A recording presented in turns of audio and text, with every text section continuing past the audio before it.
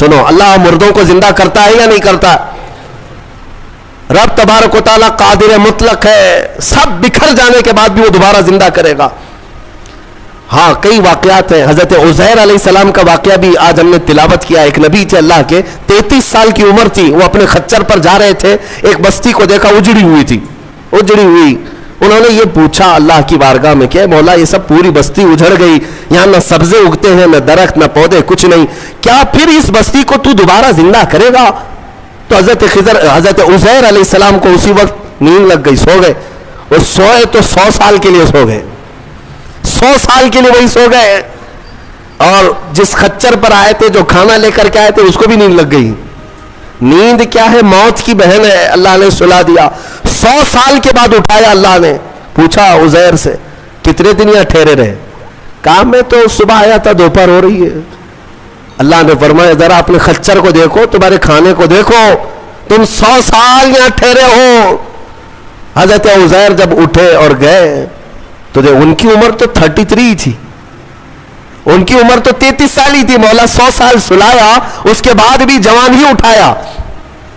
جب اپنی آبادی میں آئے تو ان کے زمانے کے بچے بھی بوڑھے ہو چکے تھے، خود ان کی اولاد جو ان کے بیٹے تھے وہ ان سے بھی بڑے ہو چکے تھے، 118 سال، 115 سال، 110 سال کے ان کی عمریں ہیں، اور حضرت عزیر کی عمر تو 33 سال ہے۔ حضرت عزیر آئے اور کہا میں عزیر ہوں، اللہ کا نبی۔ لوگوں نے انکار کر دیا کہ وہ 100 سال پہلے جا چکے، تم کہاں سے آئے ابھی؟ ایک خاتون جو ان کے گھر کی کنیز تھی، وہ بہت بوڑھی ہو چکی تھی، اس نے کہا میں عزیر کو 2 علامتوں سے پہچانتی ہوں، اگر وہ 2 علامتیں اس کے اندر ہیں تو یہ عزیر ہے۔ وہ آئی، کہا ایک تو یہ ہے کہ پورے زمانے میں تورات اگر کسی کو لفظ بلفظ یاد ہے تو صرف عزیر علیہ السلام کو، کسی کو نہیں، ایک علامت یہ ہے۔ دوسری یہ ہے کہ ان کی پیٹھ پر ایک نشان ہے جو کسی کے اندر نہیں ہے، وہ میں دیکھ چکی ہوں۔ حضرت عزیر کو جب اس بوڑھی نے یہ کہا تو حضرت عزیر علیہ السلام نے لفظ بلفظ پوری سورہ تورات سنا دی، اور ان کی پیٹھ پر وہ نشان بھی باقی تھا۔ تو اس خاتون نے پکار کر کہا اے لوگوں، یہ اللہ کی قدرت ہے، یہی عزیر ہے جو 100 سال پہلے ہم سے بچھڑا تھا، آج مولا نے 100 سال بعد دوبارہ اسے ہمارے ہاں اٹھا کر لایا ہے۔ یہ واقعہ کیوں پیش آیا؟ یہ ان منکرین کو بتانے کے لیے جو یہ سمجھتے ہیں کہ موت کے بعد پھر اللہ کسی کو نہیں اٹھا سکتا، اسی لیے کچھ لوگ جلا کر راکھ کرتے ہیں، کچھ لوگ چیل کووں کو کھلا دیتے ہیں کہ مرنے کے بعد پھر پکڑ نہیں ہونی چاہیے۔ یہ شراب کیوں پیتا تھا، چوری کیوں کرتا تھا، کوئی ڈنڈے مارنے والا نہ ہو، ہم تو اس کو جلا کے راکھ کر چکے۔ مولا قرآن میں بیان فرماتا ہے جو رب ایک پانی کے قطرے سے تمہیں انسان بنا سکتا ہے، تمہاری راکھ کو جمع کر کے دوبارہ تمہیں زندہ کیوں نہیں کر سکتا؟ وہ قادر مطلق ہے، دوبارہ اٹھائے گا۔ ہمارا عقیدہ کیا ہے؟ موت کے بعد ہم دوبارہ ہوں گے کہ نہیں ہوں گے، لیکن اس دنیا میں نہیں، پنیہ جنم نہیں، ہاں یہ پنیہ جنم والا نہیں ہے۔ ہمارا جو عقیدہ ہے وہ یہ ہے کہ مریں گے یہاں، اٹھیں گے قیامت کے دن۔ قیامت سے پہلے پھر کسی کی آتما نہیں اٹھنے والی ہے، جس کی اٹھتی ہے وہ بیوقوف ہے۔ ہاں وہ جو مشہور کرتے ہیں کہ اس کی آتما آئی، اس کی آتما آئی، کسی کی آتما نہیں آتی۔ ہاں یہ بات یاد رکھیں، شیطان کھیلتا ہے، روحیں جا چکی، ایک بار نکل گئی تو اب قیامت کے دن دوبارہ زندہ ہوں گی۔ الحمدللہ ہمارا عقیدہ یہی ہے، اسلام کا عقیدہ یہ، ہم مرنے کے بعد عالم برزخ میں جاتے ہیں اور پھر مولا قیامت کے دن اٹھاتا ہے۔ اس سے پہلے ہمارا عقیدہ یہ نہیں کہ ہم مرنے کے بعد پھر کبھی چوہا بن کے اٹھیں گے، بلی بن کے اٹھیں گے، کتا بن کے اٹھیں گے، ہاں اچھے کام کیا تھا تو اچھا بن کے دوسرے جنم میں پیدا ہوگا، برا کام کیا تھا تو کتا بن کے جنم لے گا، یہ نہیں ہے۔ الحمدللہ ہمیں اللہ نے انسان بنایا تھا، انسان ہی اٹھیں گے۔ ہاں کتوں والا عقیدہ مت رکھو، چوہوں والا اور بلیوں والا عقیدہ مت رکھو، ہمارا یہ عقیدہ نہیں۔ جو بات میں عرض کر رہا تھا وہ ابراہیم علیہ السلام کی۔ ابراہیم علیہ السلام نے پوچھا رب سے تو کیسے زندہ کرتا ہے مرنے کے بعد؟ تو رب نے فرمایا کیا تجھے یقین نہیں؟ کہا یقین ہے، میں آنکھوں سے دیکھنا چاہتا ہوں۔ کہا ٹھیک ہے، 4 پرندے لے لو اور ان کو ذبح کرو اور پھر ان کو قیمہ بنا دو، چاروں کا گوشت مکس کرو اور سب ملا کر کے 4 حصے کرو، ایک حصہ اس پہاڑ پر، دوسرا اس پہاڑ پر، تیسرا اس پہاڑ پر، چوتھا اس پہاڑ پر، 4 پہاڑوں پر گوشت رکھ کر کے آؤ، یہ مکس قیمے کا، اور پھر اپنی جگہ پر کھڑے ہو جاؤ, ان پرندوں کے نام لے کر کے بلاؤ. ابراہیم علیہ السلام کو یہ پروسیس کرایا گیا. ابراہیم علیہ السلام نے کیا کیا لیے؟ ایک کوا لیا, توجہ چاہتا ہوں, کیا لیا؟ کوا لیا. دوسرا مرغا لیا, تیسرا کبوتر, چوتھا مور. 4 پرندے لیے, کوا, مرغا, کبوتر, مور. 4 پرندے لیے اور چاروں کو ذبح کیا. پھر ان کا قیمہ بنایا, گوشت سب قیمہ بنا کر مکس کیا اور 4 حصوں میں 4 پہاڑوں پر رکھ کر آئے. پھر اپنی جگہ پر آ کر کے انہیں پکارا. اللہ کے حکم سے مرغا بھی آئے, کوا بھی آئے, کبوتر بھی آئے اور مور بھی آئے.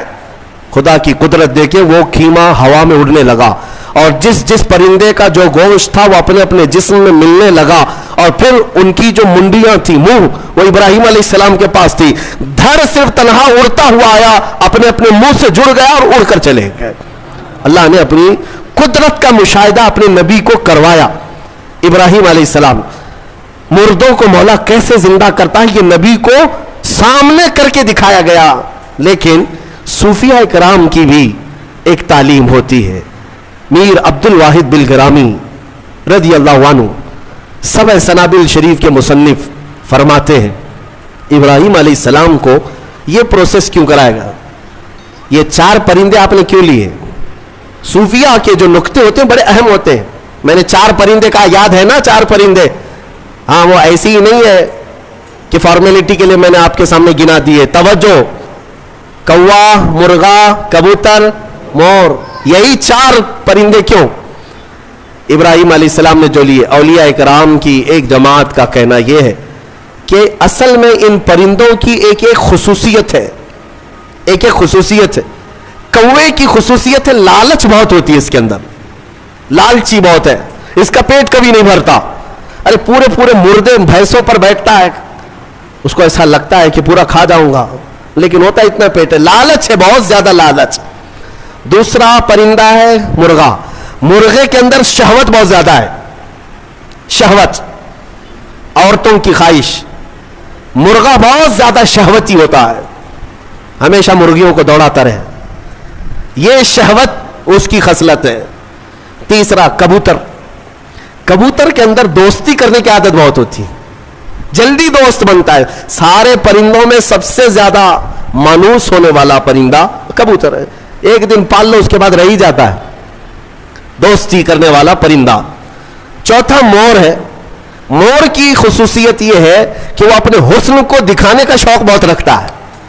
4 لوگ بھی کھڑے ہو گئے تو پورے پر کھول دے گا اور ناچتا ہے تو خوبصورت, لیکن دکھانے کی خواہش زیادہ ہے, ریاکاری, اپنے حسن کا مظاہرہ کروانا, یہ مور کی عادت ہے.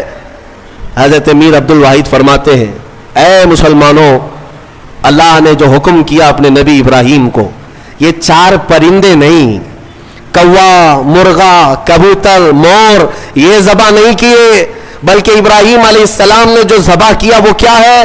لالچ کو ذبح کیا, شہوت کو ذبح کیا, دوستی کرنے والی عادت کو ذبح کیا, حسن کو دکھانے والی خصلت کو ذبح کیا. جب ان بری خصلتوں کو کوئی ذبح کرتا ہے تو مولا مردوں کو زندہ کرنے والی قدرت بھی دکھاتا ہے. یہ ہے اصل. اگر آج بھی رب تعالیٰ کی قدرت کے مشاہدے چاہتے ہو کہ آنکھوں سے ہم بھی کچھ دیکھ سکے, ان 4 عادتوں کو ذبح کرو. پہلے ذبح کرو. ذبح کرنے کا مطلب یہ لالچ ختم ہو جائے, شہوت ختم ہو جائے, دوستی کرنے کی عادت. کچھ لوگوں کو ایسا لگ رہا ہوگا سارے دوستوں کو برا کہہ رہے ہیں, نہیں, دوست بناؤ اچھے, وہ دوست جو تمہیں اللہ سے قریب کرے. ورنہ قرآن میں ہے کئی لوگ ایسے ہوں گے جو قیامت کے دن یہ پکاریں گے. 19ویں پارے کی آیت ہے, یا ویلتا لیتنی لم اتخذ فلانا خلیلا, اے کاش میں فلاں کو دوست نہیں بنایا ہوتا تو کتنا اچھا ہوتا, میں جہنم میں نہیں جاتا. کئی لوگ ایسے ہوں گے صرف دوستی کی وجہ سے دوزخ میں جا رہے ہوں گے, دوستی کی وجہ سے. تم کیا سمجھتے ہو ارے غیرے سب سے دوستی کر لینا چاہیے؟ دوست اگر کسی کا برا ہے تو وہ تمہیں جہنم تک لے جا سکتا ہے. اسی لیے ہر ایرے غیرے نتھو خیرے سے دوستی مومن کی شان نہیں ہے. وہ دوستی بھی اس سے کرتا ہے جو اسے اللہ سے قریب کرے اور اپنے مصطفیٰ سے قریب کرے, وہ دوست ہے. اور حسن کے اظہار کی عادت یہ ریاکاری ہے. اس سے بھی اللہ تعالی ہم سب کی حفاظت فرمائے.